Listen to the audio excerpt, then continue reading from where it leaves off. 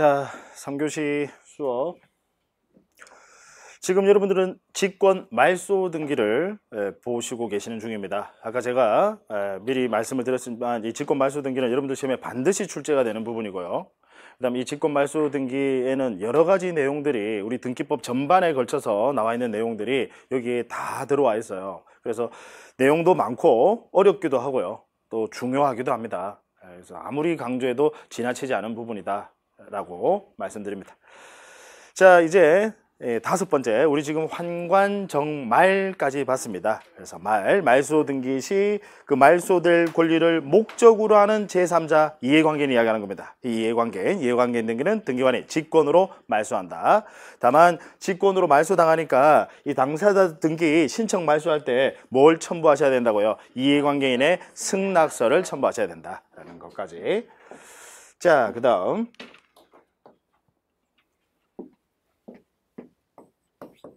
다섯 번째, 가등기에 기한 본등기 시 그 중간 처분 등기, 가등기된 권리를 침해하는 중간 처분 등기는 등기관이 직권으로 말소한다라고 규정을 두고 있습니다. 설명을 드릴게요.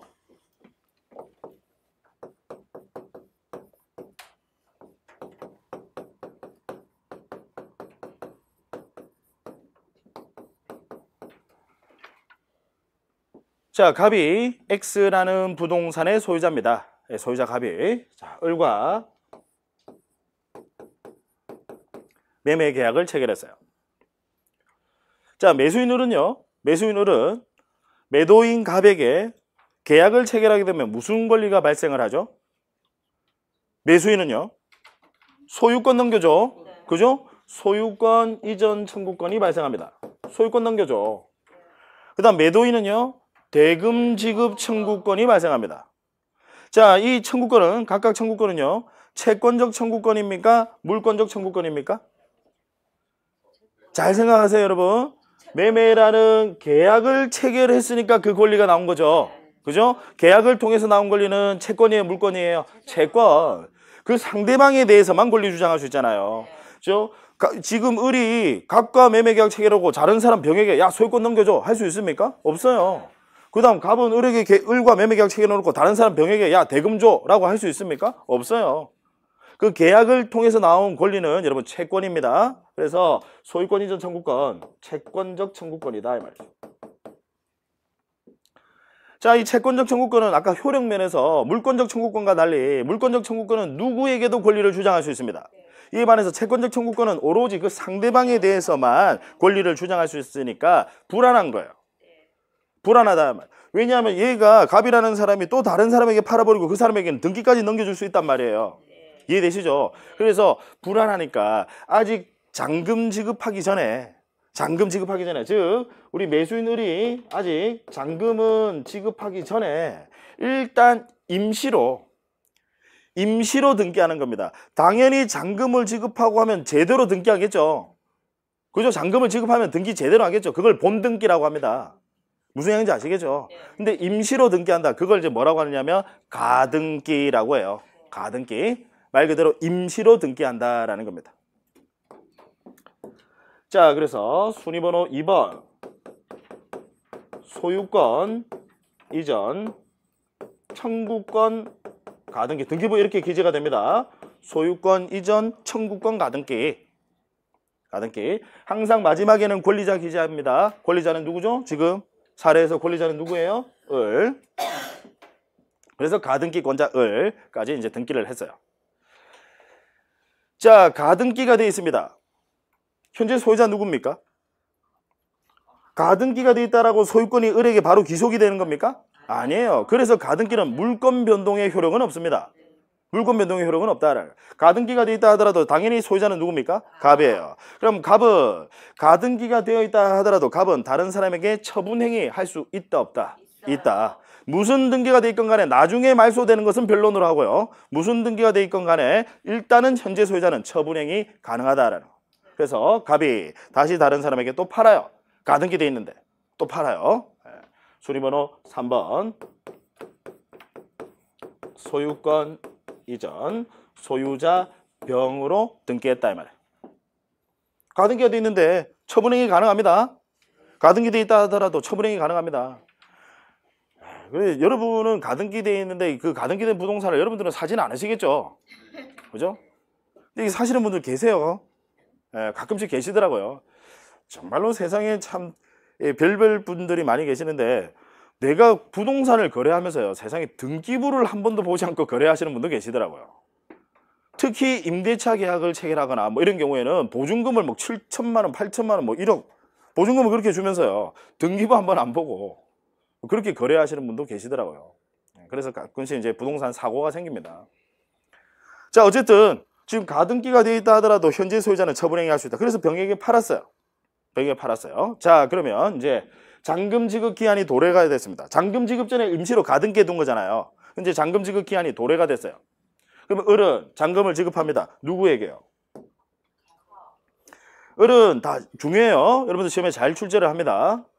이때 을은요, 매수인 을은 현재 부동산 등기부상 소유자인 병에게 잔금을 지급할까요? 아니면 자기랑 매매계약을 체결한 갑에게 잔금을 지급할까요? 갑에게 잔금 지급합니다. 아시겠죠? 갑에게 잔금을 지급하고 이제 잔금을 지급했으니까 이제는 제대로 된 등기합니다. 그걸 본등기라고 해요. 본등기. 그래서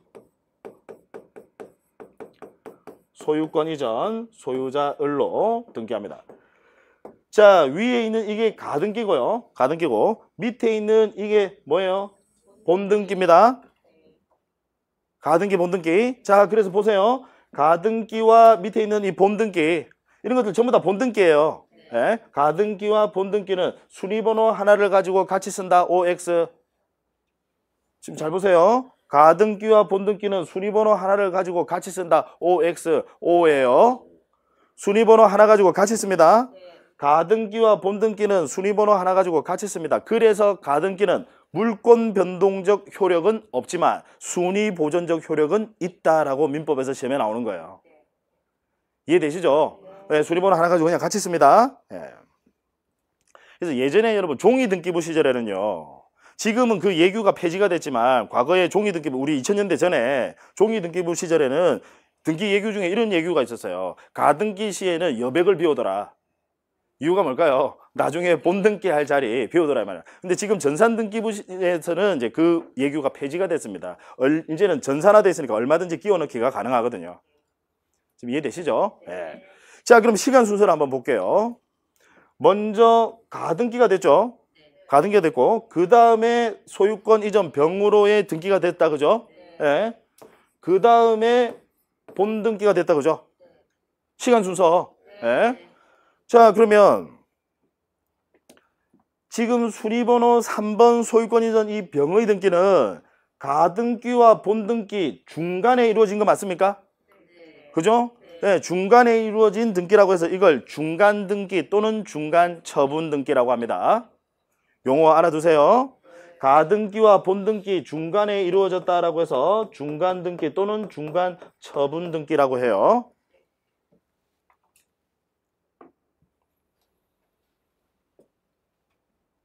자, 그럼 그 다음. 자, 그럼 한번 보세요. 지금 가등기권자가 대금을 지급하고 자기 앞으로 본등기를 했습니다. 본등기를 했습니다. 그러면 현재 소유자는 그러면 누가 돼야 돼요? 을이 돼야 되죠. 근데 지금 순위번호 3번 소유권자 병의 등기가 있으면 지금 병이 등기부상 현재 소유자잖아요. 지금 이해되시죠? 그럼 이 가등기권자에게 방해됩니까? 방해되지 않습니까? 방해되죠. 여기까지 이해되시죠? 이 방해되는 중간 등기는 그냥 등기관이 직권으로 말소한다라고 규정 두고 있습니다. 이해하시겠죠? 자, 그래서 다시 가등기에 기한 본등기 시 그 가등기 이후의 등기로서 중간 등기다 이 말이에요. 가등기 이후의 등기로서 이 가등기된 권리를 침해하면 방해되면 등기관은 직권으로 말소한다. 따라서 얘는 어떻게 한다고요? 등기관이 직권으로 말소한다. 직권 말소.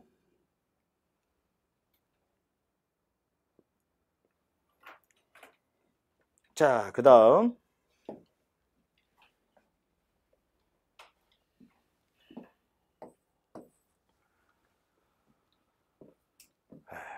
오늘 좀 수업 내용이 상당히 좀 타이트하죠. 오늘 내용이 너무 이렇게 한꺼번에 많은 내용을 조금 집약적으로 해서 오늘 하루 만에 이 등기 절차를 한번 쭉 여러분들과 같이 이제 보려고 하다 보니까 조금은 힘드실 수도 있을 것 같은데 지금 표정을 보니까 상당히 좀 안 좋은 것 같아요. 아쉽습니다. 뭐 저도 사실 뭐 다른 이야기들도 좀 하면서 이렇게 좀 여유롭게 강의를 하고 싶은데 수능 강의다 보니까 그리고 제 목표는 무조건 1년 안에 여러분들 합격하는 게 목표예요. 1년 안에. 절대로 뭐 처음 하시는 분이건 뭐 시험을 지금 공부를 언제 얼마나 하시던 분이건 간에 올해 2020년도에 반드시 합격하는 게 목표다 보니까 조금 이렇게 서두르는 감이 있습니다. 뭐 저뿐만 아니라 우리 지금 이 회사가 전체적으로 다 조금 서두르는 감이 있어요. 근데 사실 1년이라는 시간이 결코 길지 않거든요. 벌써 여러분 그냥 지금 2달 그냥 지나갔어요. 시간이 길지 않습니다. 그래서 여러분들 조금 이렇게 타이트하게 제가 이제 기초 과정에 좀 타이트하더라도 좀 양해 바라면서 하나는 내가 올해 꼭 반드시 합격한다는 그 목표 세우시면 그러면 여러분들이 더 힘을 내고 하실 수 있을 것 같습니다. 자, 이제 환관 정말 가까지 봤습니다. 이제 두 번째 갑니다. 가가수저죠. 두 번째 갑니다.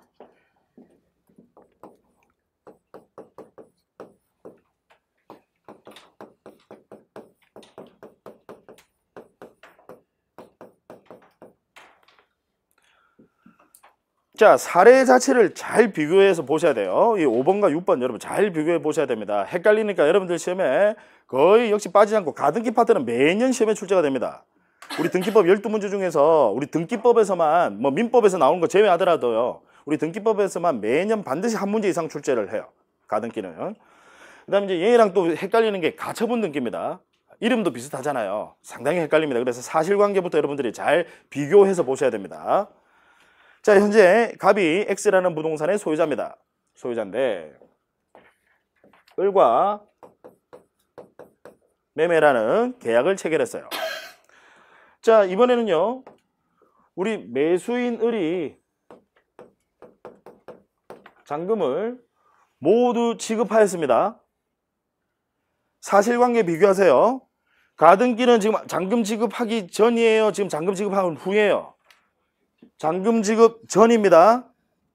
가등기는요. 그러니까 잔금 지급 전에 임시로 하는 게 가등기예요. 아시겠죠? 예. 자, 이번에는 매수인이 잔금을 지급했어요. 잔금을 지급하면 당연히 순위번호 2번 소유권 이전 소유자 을로 당연히 본등기 하셔야 되죠. 예, 하셔야 되는데 문제는 갑이 대금만 받아놓고 등기에 협조를 안 하는 겁니다. 지금 이해되시죠? 지금 을은 역시 소유권 이전 청구권을 가지고 있습니다. 매매라는 계약 체결했잖아요. 소유권 이전 청구권. 자, 제가 한번 물어볼게요, 여러분. 지금 잔금 지급했어요. 잔금 지급했습니다. 그러면 이 소유권 이전 청구권은 채권적 청구권입니까? 물권적 청구권입니까? 지금 잔금 지급했어요. 얘는 잔금 지급 전이고. 채권적 청구권이에요? 물권적 청구권이에요? 채권적 청구권입니다. 잔금을 지급했다고 해서 얘가 바로 물권 되는 거 아닙니다. 아직 등기하기 전까지는 물권자 아니에요. 이해하시겠죠? 얘도 마찬가지로 채권적 청구권을 가지고 있습니다. 그러니까 지금 사실관계 잘 비교하세요. 둘 사이 비교 잘 하셔야 됩니다. 가등기는 지금 잔금 지급 전이고 얘는 잔금 지급한 후다 이 말이에요. 지금 잔금을 지급했다라는 그 점에서 이제 차이가 나요. 그럼 잔금 지급하면 당연히 소유권 이전에 본등기를 해야 되는데 문제는 갑이 등기에 협조를 하지 않으니까 을 어떻게 하셔야 되죠? 상대방이 응하지 않으면요. 소송. 자력 구제는 안 돼요. 상대방이 응하지 않으면 소송입니다. 그럼 소유권 이전 청구 소송 제기해야 되는데 일단 을 입장에서 봤을 때 얘가 또 다른 사람에게 팔아버릴 수도 있으니까 불안하다 그죠? 이해되시죠? 그러면 을 입장에서 봤을 때 일단 임시로 처분을 제한할 필요 있습니다. 처분 제한. 자, 아까 처분 제한하면 가압류 가처분 경매 개시 결정 등기 그걸 처분 제한 등기라고 했어요. 자, 그러면 지금 임시로 하는 거죠. 그러면 앞에 가짜가 붙어야 돼요. 임시.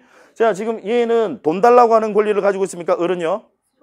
을은 돈 달라고 하는 권리 아니다 그죠? 따라서 비금전적 권리의 기초에서 상대방의 재산을 임시로 처분 제한. 그걸 뭐라고 하죠? 가처분. 정식 명칭은 처분금지 가처분입니다. 다만 여러분들 시험에는 그냥 가처분이라고 그 표현 나와요. 자, 그래서 가처분 신청을 합니다. 을은요. 어디 가서?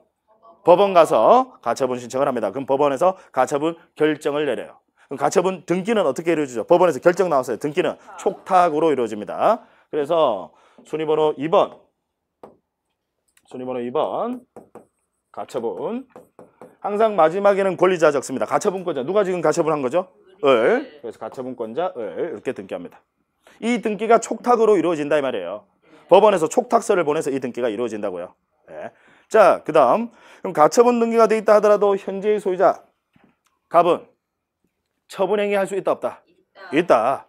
가처분 등기가 돼 있건 가압류 등기가 돼 있건 그 다음 뭐 경매 개시 결정 등기가 돼 있건 무슨 환매 특약 등기가 돼 있건 그 다음 무슨 가등기가 돼 있건 무슨 등기가 돼 있건 간에 일단은 현재 소유자는 처분행위 가능합니다.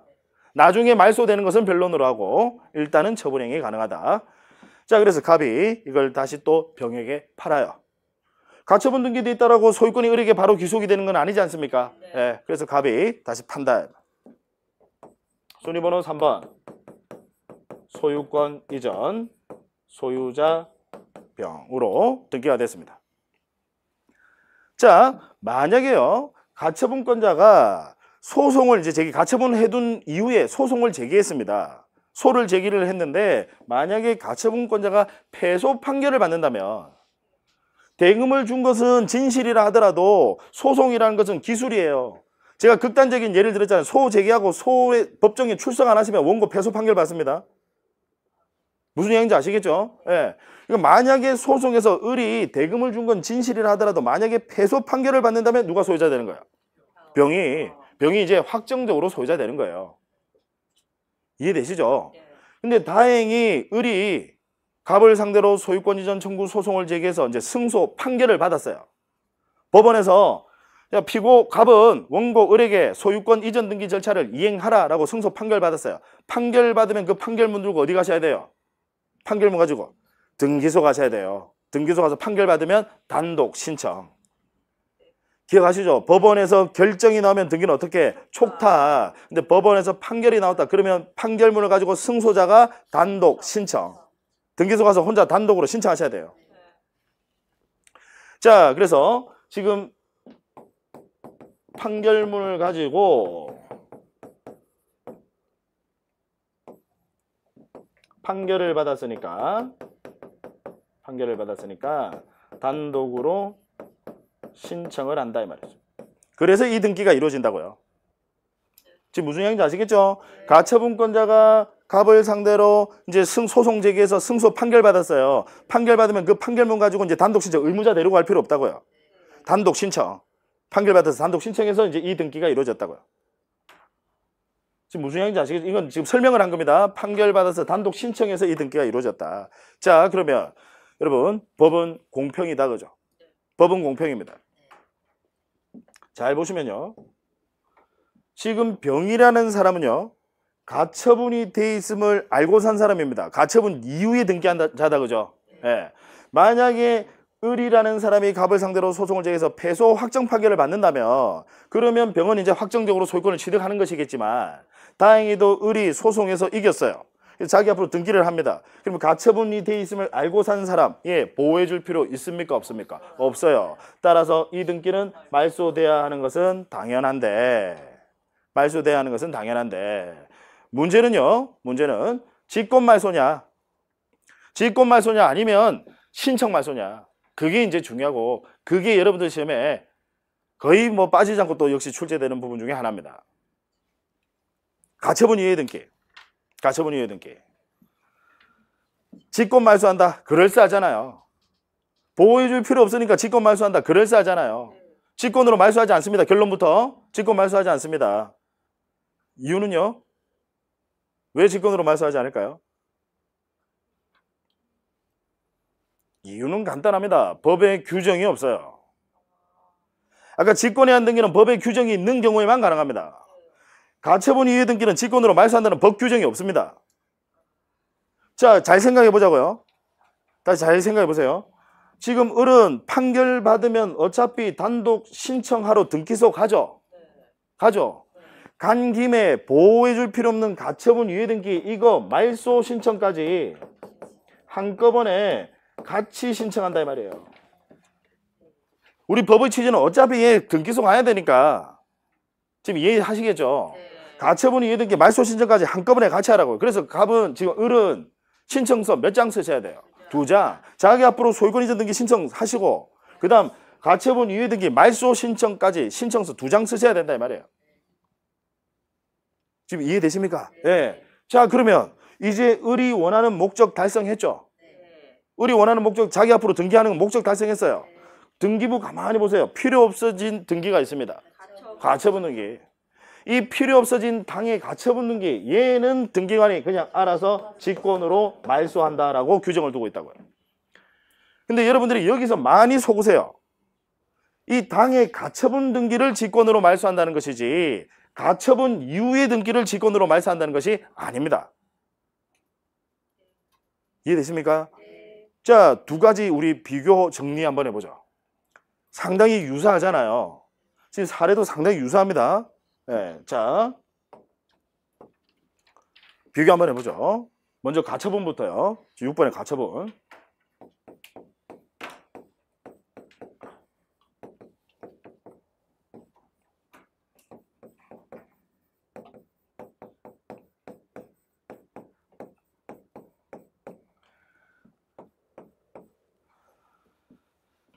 자, 가처분 이후의 등기.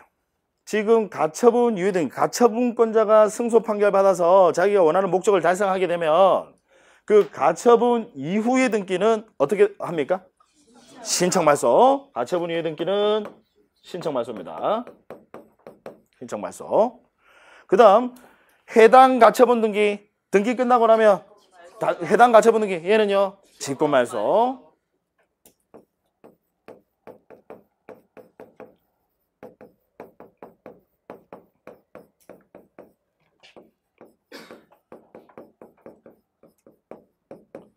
정리 잘 하셔야 됩니다. 해당 가처분 등기는 직권 말소. 가처분 이후의 등기는 신청 말소.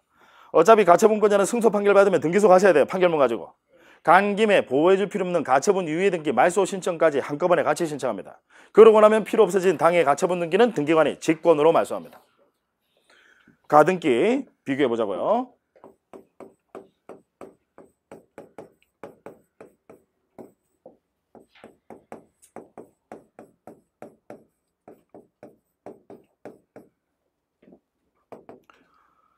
가등기권자가요. 본등기를 하게 되면 가등기 이후의 등기로서, 즉 가등기와 본등기 중간에 이루어졌다고 해서 이걸 중간등기라고 합니다. 가등기 이후의 등기로서 이 가등기대 권리를 침해하는 등기, 얘는 어떻게? 직권말소. 그래서 가등기 이후의 등기는 직권말소입니다. 가등기 이후의 등기는 직권말소. 자, 그러고 나면 가등기권자가 본등기 하게 되면 당의 가등기, 해당 가등기는 어떻게 해요?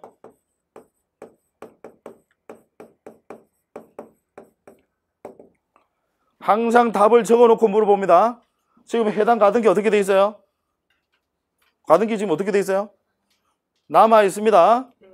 이건 말소시키면 큰일 나요. 가등기와 본등기는 순위번호 하나 가지고 같이 씁니다. 순위번호 하나 가지고 같이 쓰니까 이 가등기 본등기했다고 가등기를 말소시키면 큰일 나요. 무슨 얘기인지 아시겠죠? 따라서 해당 가등기는 말소합니까? 말소하지 않습니까? 말소하지 않는다. 비교하셔야 돼요. 여러분이 나중에 지금은 아직 이제 공부의 구력이 아직 많이 안 쌓여서 지금은 많이 안 헷갈리실 거예요. 지금 많이 안 헷갈리실 건데 자꾸 공부하다 보면 헷갈려요. 철저하게 초반부터 여러분 잘 비교를 해두세요. 일단 사실관계부터 다릅니다. 사실관계가 가등기는 잔금 지급 전이에요? 잔금 지급한 후에? 가등기는 잔금 지급 전에. 그 다음 지금 가처분 등기는 지금 잔금 지급 후입니다.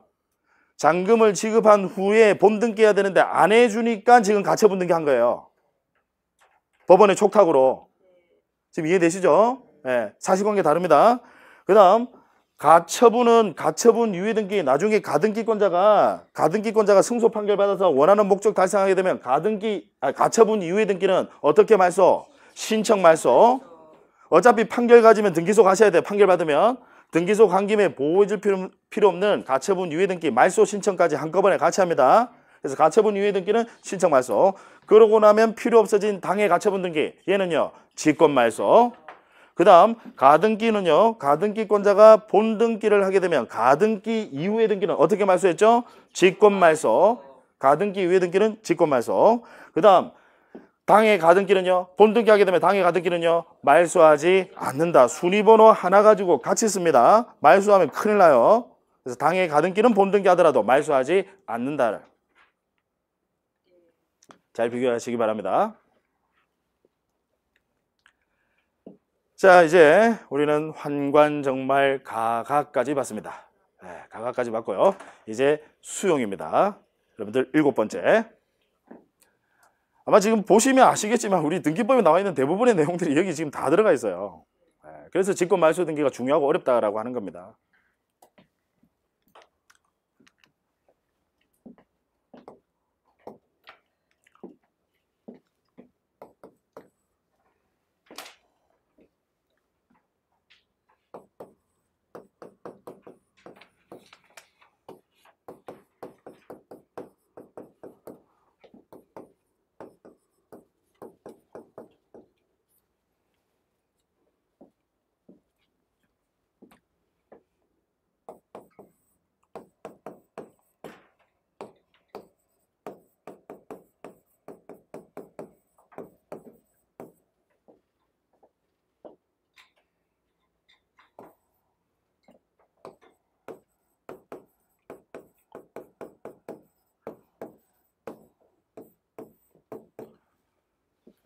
자,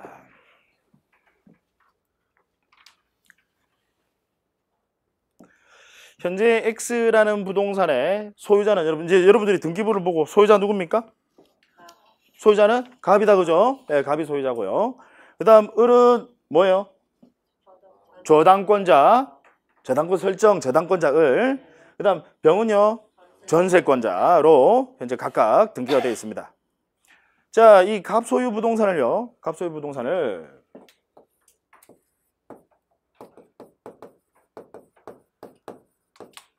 사업시행자 A가요. 사업시행자 A가 강제로 가져갑니다. 그걸 수용이라고 합니다. 공용징수를 줄여서요. 공용징수를 줄여서 수용이라고 합니다. 수용. 강제로 가져간다 이 말이죠. 물론 이제 공익의 목적이 있으니까 강제로 가져간다는 겁니다. 자, 여러분. 혹시 민법에서 배우셨나요? 수용은요. 승계취득입니까? 원시취득입니까? 수용은 원시취득이에요. 아직 안 배우신 분은 지금 미리 알아두시자고요. 수용은 승계취득이 아닙니다. 원시취득이에요. 즉 사업시행자 A가 최초로 다시 그 부동산의 소유권을 취득하는 거예요. 수용은 승계취득 아닙니다. 원시취득. 자, 이 사업시행자는요, 국가나 지방자치단체일 수 있습니다. 그래서 국가가 또는 뭐 지방자치단체가 도로를 건설하기 위해서 그래서 강제로 갑소유 부동산을 수용 가져간다 이 말이죠. 물론 가져가게 되면 수용 보상금을 지급합니다. 예. 무슨 얘기인지 아시겠죠? 예. 자, 근데 승계취득이냐 원시취득이냐 이게 무슨 의미냐면요. 승계취득이라고 하는 것은 만약에 A가 사업시행자가 승계취득한다라고 하면 이 부동산에 돼 있는 부담, 지금 여러분 부동산에 저당권이 설정이 돼 있고 전세권이 설정이 돼 있습니다. 부동산에 있어서 여러분 부담 아닙니까? 무슨 얘기인지 아시겠죠? 소유자 입장에서 봤을 때는 얘들이 있는 게 좋아요? 없는 게 좋아요? 없는 게 좋죠. 무슨 얘기죠? 부담이라는 거야. 근데 이 승계취득을 한다라고 하면 이 부담까지도 다 같이 안는 겁니다. 그게 승계취득. 그 다음 원시취득은 이 부담을 안지 않는 겁니다. 그게 원시취득. 즉 부담을 승계하느냐 아니면 승계하지 않느냐, 그게 이제 승계취득 원시취득이에요. 도로 건설하기 위해서 여러분 부담 안으면 돼요, 안 돼요? 안 돼요. 무슨 얘기인지 아시겠죠? 그래서 수용, 도로를 건설해야 되는데 지금 전세권이 설정돼 있고 하면 여러분 지금 도로 건설 못 하잖아요. 지금 이해하시겠죠? 따라서 수용은 승계취득, 원시취득, 원시취득, 원시취득. 자, 그러면 사실 등기는 어떻게 해야 되느냐면요. 원시취득이니까 이론적으로 봤을 때는 어떻게 등기해야 되냐면 기존에 있는 이 등기부는요. 폐쇄를 시키셔야 됩니다. 이론적으로 봤을 때 폐쇄를 시키시고 다시 등기부를 개설하면서 수리번호 1번 소유권 보존 사업시행자 A로 등기하는 것이 타당해요. 그렇잖아요. 폐쇄를 하고 다시 등기부 개설하면서 수리번호 1번 소유권 보존 소유자 A로 등기하는 것이 타당하다 이 말이에요. 당연히 타당합니다. 원시취득이니까. 그런데 문제는요. 그렇게 되면 등기기술상 그러면 사업시행자가 도로 하나 건설하기 위해서 수용하는 토지가 한두 필지겠습니까? 헤아릴 수 없을 정도로 수많은 필지입니다. 이것들 전부 다 폐쇄시키고 새로 등기부 개설하려고 해보세요. 등기기술상 등기 업무가 너무 과다해집니다. 여기까지 이해되세요? 예. 그래서 현재 등기 방식은 어떻게 하느냐? 그냥 사업시행자 앞으로 소유권 이전 등기 방식을 취한다라는. 이론적으로 봤을 때는 폐쇄하고 다시 보존 등기를 하는 것이 타당한데 등기기술상 등기 방식은 그냥 순위번호 2번 소유권 이전 소유자 A, 사업시행자 A로 이렇게 등기한다라는 겁니다. 여기까지 이해되십니까? 네. 보존 등기 다 폐쇄하고 보존 등기 하지 않고 그냥 등기 기술상 등기 방식만 이전 등기 방식을 취한다. 자, 그럼 문제는요. 아까 원시 취득이라고 했잖아요. 그죠? 원시 취득이라고 했으니까 지금 을구에 기재되어 있는 순위번호 1번 저당권 설정 저당권자 을의 등기. 자, 방해됩니까? 방해되지 않습니까? 지금 이제 소유자는 사업시행자예요. 그죠? 방해됩니까? 방해되지 않습니까? 방해된다 이 말이죠. 따라서 이 등기는 그냥 법에서 규정을 두고 있습니다. 등기관이 직권으로 말소한다. 원시취득이니까. 그 다음 순위번호 2번 전세권 설정 전세권자 병의 등기. 전세권이 설정되어 있으면 도로 개설하고 사업 시행하는데 방해됩니까? 방해되지 않습니까? 방해됩니다. 따라서 이 등기도 역시 등기관은 직권으로 말소한다. 정리되십니까? 예. 자, 그래서 우리 수용은 원시취득이다. 따라서 수용으로 인한 등기는 근데 이전 등기 방식을 취합니다. 수용으로 인한 소유권 이전 등기 시 이 이전 등기 시 사업 시행자에게 부담이 되는 방해가 되는 제3자 권리 등기는 등기관이 직권으로 말소한다. 법에서 그렇게 규정을 두고 있습니다. 직권 말소. 되셨습니까? 예. 자, 그다음 이제 마지막이요. 마지막이 뭐였죠? 장기간 방치된 저당권 등기. 예, 장기간 방치된 저당권 등기인데 시험에 출제 가능성이 거의 제로입니다. 그래서 그냥 제가 간략하게 말로만 설명드리고 장기간 방치된 저당권 등기입니다. 이게 이제 무슨 이야기냐면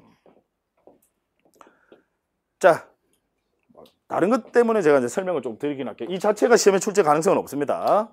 장기간 방치된 저당권 등기는 이제 직권 말소한다라는 건데 이 자체가 우리 시험에 출제 가능성 없어요. 등기 공무원 시험에서나 나옵니다. 우리 시험에는 출제 가능성이 없어요. 자, 어떤 부동산 등기부 을구에 순위번호 1번 저당권 설정 저당권자 갑으로 등기되어 있고요. 이 부동산의 소유자는 A라고 한번 가정을 해볼게요. A가 부동산 소유자고 이 부동산 등기부 을구에 순위번호 1번 저당권 설정 저당권자 갑. 갑이 은행이다 이 말이에요. 자, 근데 A가요. 갑에게 돈을 갚습니다. 갑에게 돈을 전액을 변제합니다. 변제하게 되면 자, 나중에 이제 민법에서 여러분 배우시는데요. 돈을 변제하게 되면 채권은 갑이 가지고 있는 A에 대한 채권은 소멸한다 그죠? 지금 갑은 저당권이라는 권리도 가지고 있지만 갑은 뭐도 가지고 있어요? 채권도 가지고 있잖아요. 채권이 없는 저당권은 존재하지 않습니다. 그러면 A가 지금 채권을 변제를 하는 거예요. 자신의 채무를 변제하는 겁니다. 그러면 채권이 소멸한다 그죠? 채권이 소멸하면 저당권은 자, 질문합니다. 말소 등기를 하여야 소멸하느냐? 말소 등기를 하여야 소멸하느냐? 아니면 채무 변제만 하면 즉시 소멸하느냐? 둘 중에 하나예요. 3번 기다리지 마세요. 네. 둘 중에 하나입니다. 뭘까요? 즉시 소멸합니다. 그걸 부종성이라고 해요. 채무가 소멸하면요. 돈 갚으면 채무 소멸하잖아요. 채무가 소멸하면 저당권은 따라서 같이 소멸합니다. 그걸 부종성이라고 합니다. 붙어서 따라다닌다 이 말이죠. 지금 이해하시겠죠? 따라서 얘는 말소 등기를 하지 않더라도 채무만 소멸하게 되면 채권만 소멸하게 되면 바로 즉시 무효인 등기가 됩니다. 일단 여기까지 이해되시죠? 그러면 보통 우리 이제 이 A와 갑은 당연히 이제 무효니까 등기 어떻게 하셔야 돼요? 말소하셔야 되잖아요. 말소 또한 당연히 권리 가는 등기 공동신청이 원칙입니다. 그래서 A와 갑이 공동으로 신청하러 가셔야 되는데 이걸 말소 등기를 하지 않고 그냥 내버려 두는 경우가 많아요. 왜 내버려 두냐면 나중에 만약에 A가 갑은행을 찾아가서 역시 또 똑같은 돈을 빌립니다. 똑같은 돈을 빌리면 이 무효의 등기를 다시 갖다 쓸 수 있느냐? 있어요. 나중에 기본 과정 가면 배우십니다. 그걸 무효등기의 유용이라고 합니다. 무효등기도 다시 갖다 쓸 수 있어요. 이해관계인이 없는 한 다시 갖다 쓸 수 있습니다. 그래서 여러분 돈 갚아놓고요 저당권 말소하지 않는 경우 많습니다. 무슨 이야기인지 아시겠죠? 그래서 말소하지 않고 그냥 내버려뒀어요. 나중에 혹시 몰라서 또 돈 빌릴 수 있으니까. 근데 얘가 계속해서 돈 안 빌리고 그냥 계속해서 이게 10년, 20년 지나가 버린 거예요. 얘 지금 효력이 있어요, 없어요? 없어요. 무효인 등기라고요. 이해하시겠죠? 그래서 우리 등기관은 이 장기간 방치된 저당권 등기는 일정한 절차를 밟아서 직권으로 말소할 수 있다는 규정을 두고 있습니다. 무슨 의미인지 아시겠죠? 예. 그래서 그건 여러분들 시험에 이 부분은 8번은 거의 출제 가능성이 없어요. 어쨌든 이 법에서 지금 규정되어 있는 우리 직권 말소 등기를 같이 다 공부했습니다.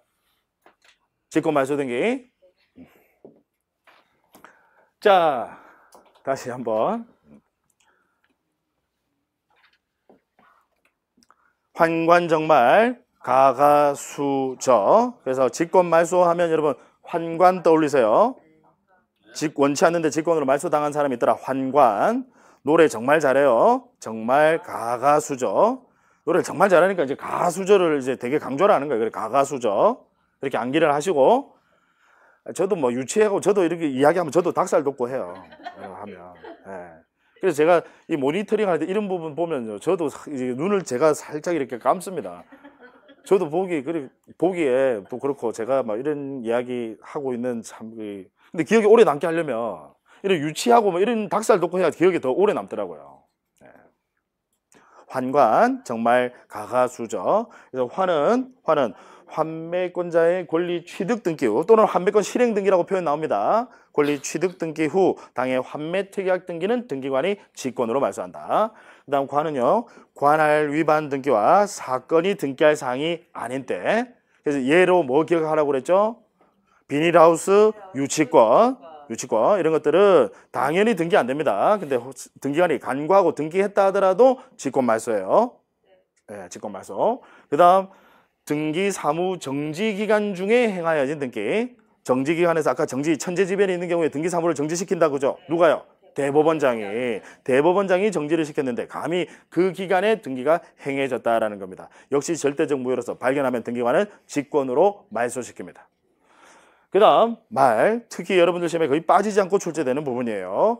그 말소 등기를 할 때 그 말소될 권리를 목적으로 하는 얘 말이 이제 이해관계인이 이야기하는 거예요. 제3자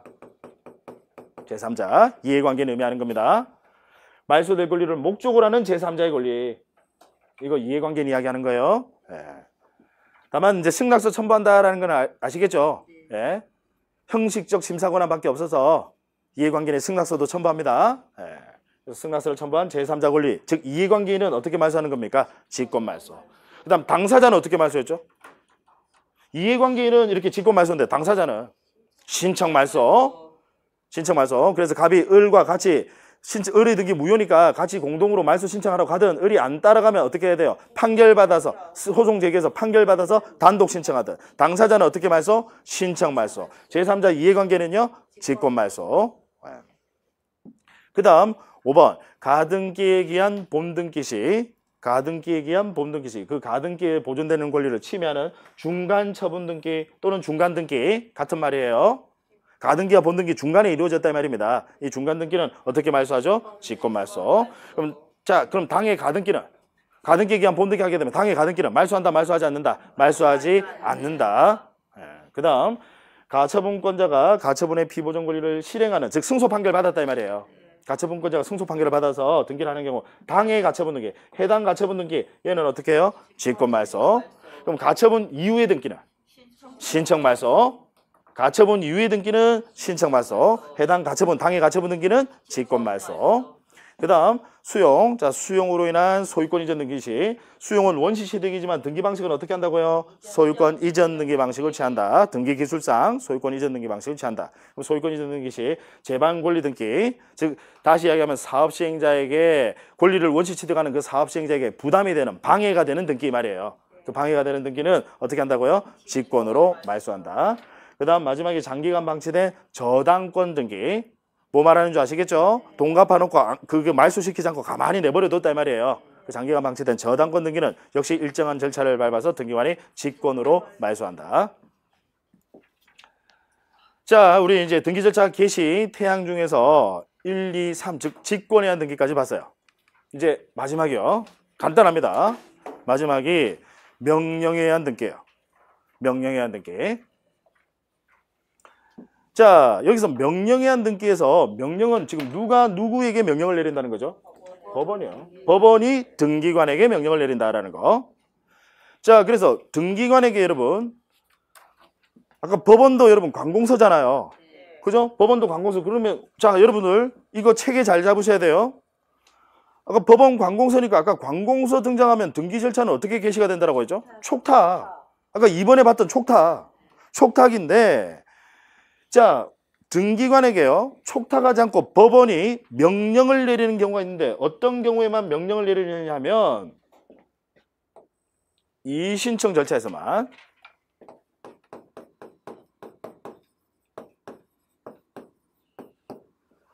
이의신청 절차에서만 법원은 그때는 촉탁이 아니라 등기관에게 명령을 내립니다.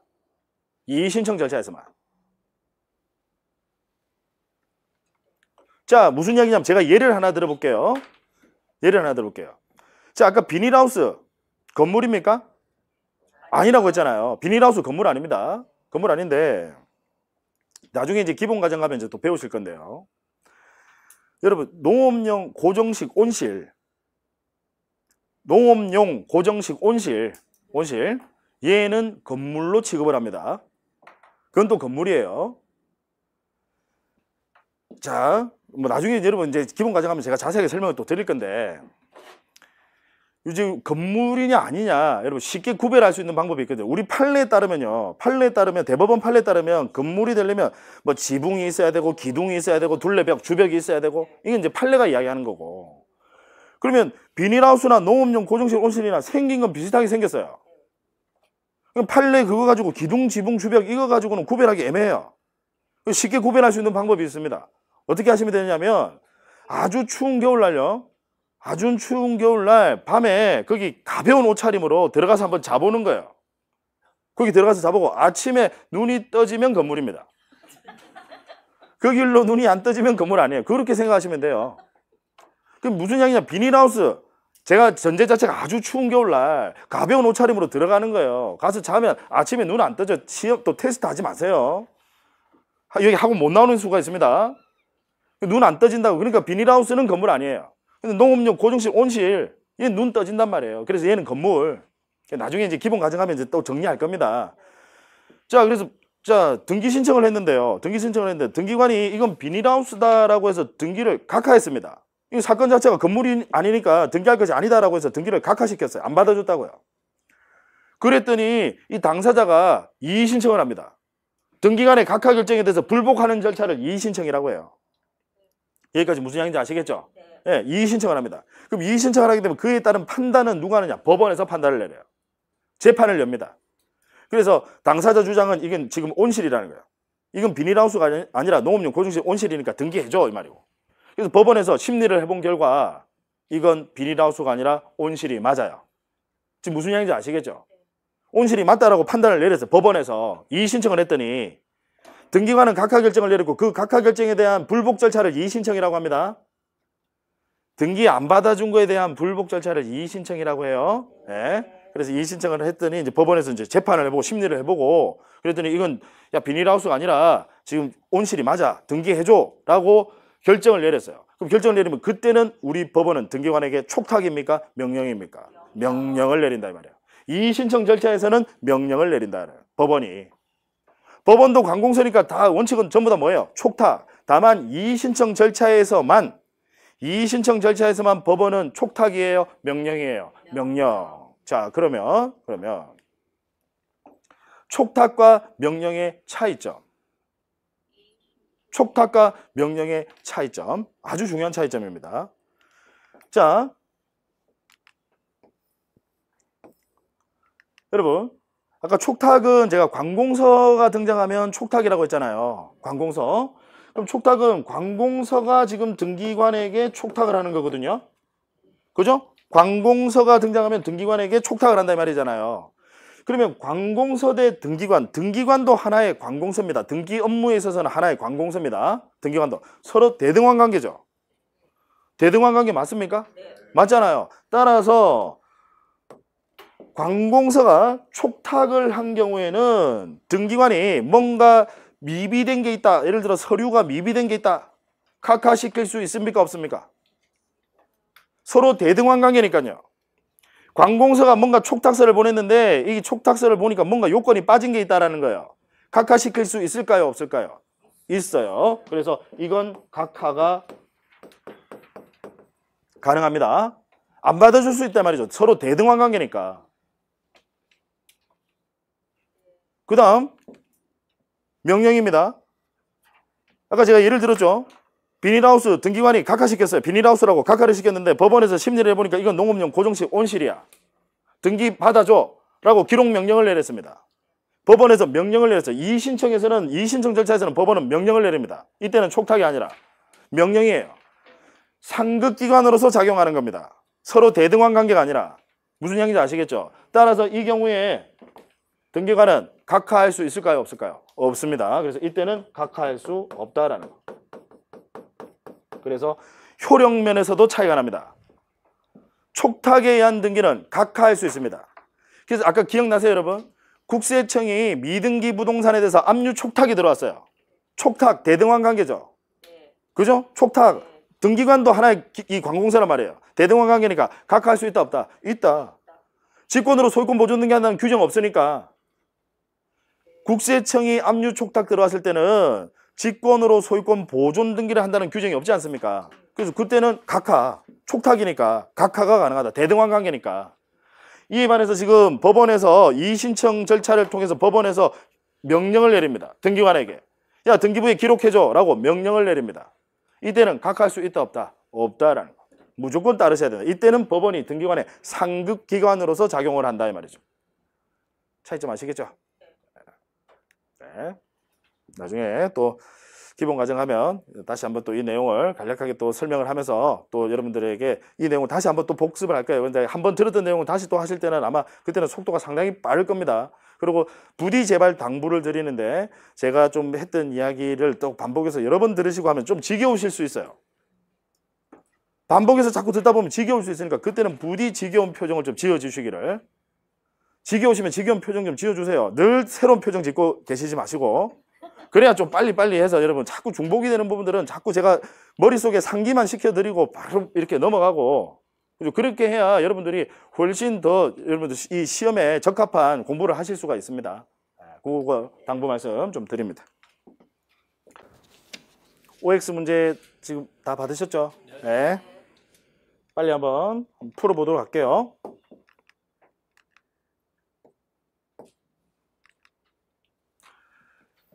자, 1번. 등기 절차의 개시는 당사자 신청 및 관공서 촉탁에 의해 이루어지는 것이 원칙이나 다만 예외적으로 법률의 규정에 의해서 법의 규정이 있는 경우에 법의 규정 등기관의 직권 또는 법원의 명령에 의해서 특히 명령은 어떤 경우에만 이의신청 절차에서만 등기가 이루어진다. 옳은 지문이다. 그죠? 여러분들 시험에 자주 출제되는 지문입니다. 원칙은 신청, 다만 관공서가 등장하면 촉탁. 근데 법에 특별히 규정이 있는 경우에는 등기관이 직권으로 등기할 수도 있고요. 특히 이의신청 절차에서는 우리 법원은 등기관에게 명령을 내려서 등기 절차가 개시가 된다. 그 다음 2번 부동산에 대한 가압류 등기는요. 가압류 등기. 자, 법원이라는 관공서가 등장을 했는데 법원에서 가압류 결정을 내렸어요. 공권력 행사 주체입니까? 아니면 법원이 권리관계 당사자입니까? 공권력 행사 주체다. 그죠? 따라서 가압류 등기는 반드시 어떻게 이루어져야 돼요? 촉탁으로 이루어집니다. 가압류 등기는 반드시 촉탁으로 이루어집니다. 예외적으로 가압류 채권자의 단독 신청에 의하여 이루어지기도 한다. X예요. 조심하세요. 가압류나 가처분 등기, 경매개시 결정 등기, 법원에서 결정 나오면 등기는 반드시 어떻게? 촉탁. 이때는 반드시 촉탁으로 이루어집니다.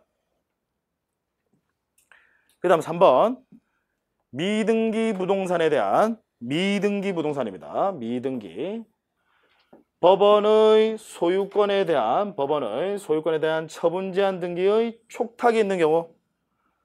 자, 우리 요건 나왔다 그죠? 미등기 부동산. 그 다음에 법원에서 미등기 부동산에 대해서 등기관에게 촉탁이 있는 경우에 그때는 등기관은 직권으로 소유권 보존 등기를 하고 그 뜻을 등기부에 기록해야 한다. 옳은 질문.